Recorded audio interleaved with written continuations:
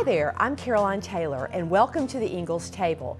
Today I'm going to be showing you how to make my Potsticker soup. I love this recipe. It's easy to make and you can get everything you need right there at Ingles. So let's get started.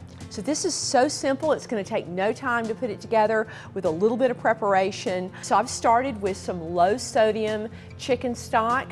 I got it right at Ingles, really simple, nice big container, and I've gone ahead and put this on the stove and let it start getting warm because this is kind of a dump soup, right? Easy peasy to make. So here's what we're going to start with. We're going to kind of season everything up. And I've started with a knob of ginger.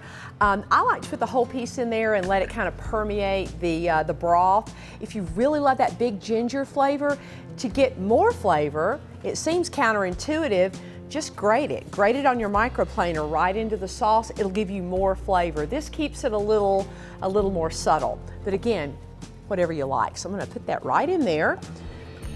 And then I've got garlic. Everything has to have garlic. So I'm gonna go ahead and get that out of there and get it going. And I've got a little bit of red pepper flakes, again, to taste. I found that it's not really overpowering.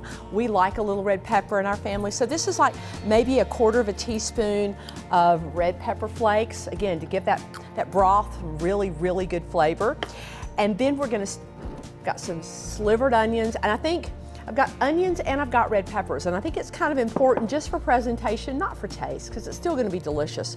But kind of try to keep everything the same size. So I'm going to go ahead and put those in there. They're going to cook down. That looks like a lot, but it's really not. And then we've got some julienne, my fancy word, right? This is what I got for Easter. Most women get jewelry, chocolates, or something like that. I got a good knife, so I'm really excited about that. So I used with my fancy little red peppers here. So you just put them right in there because everything's gonna go just in this one pot, simple. Now this is a broccoli slaw. You see where I got that same consistency? You've got this julienne, everything looks the same.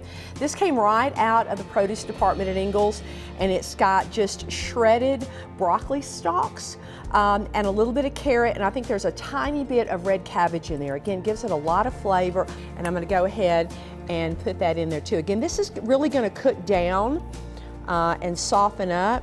And then again, season. I started with the low chicken stock. And the reason that I did that, if I wasn't gonna put the soy in, I would have probably used the regular chicken stock. But this is more of an Asian flair, so certainly we want to use our soy sauce, right? Again, Laura Lynn, I get the lower sodium, so it's not quite so bad. My husband needs to kind of watch that stuff. So I'm gonna go ahead and, start off with maybe a teaspoon or so. Couple of good shakes. You can always adjust that later. So really, I'm not gonna put the stickers in right yet. I really want this to start kind of coming together because they take less time to cook than these veggies do. So I'm gonna step away for a minute, let you guys maybe go get a cup of coffee or something really quickly. I'm gonna put the lid on our soup, let it sit for a few minutes, start cutting down, and then we'll be right back. So welcome back. While we were gone, I let the soup just kind of cook and let those vegetables get nice and soft. Not turn to mush, but just a little bit of softness on them. And then I put those frozen pot stickers. I got the chicken, you can get the pork, whatever you like. And I put them in there. Only goes about 5 minutes. This does not take long, guys, just a few minutes. If they're solid frozen, maybe 7 minutes, but I let mine thaw out a little bit, so they've been in there about 5. And really, we're ready. This soup is done, except we're gonna put a little bit of something on at the end. So let's go ahead and open it up. Woo, steamy. Over here, and let's get our beautiful soup. Oh my gosh, that looks so good. In there, yummy. Now, little trick.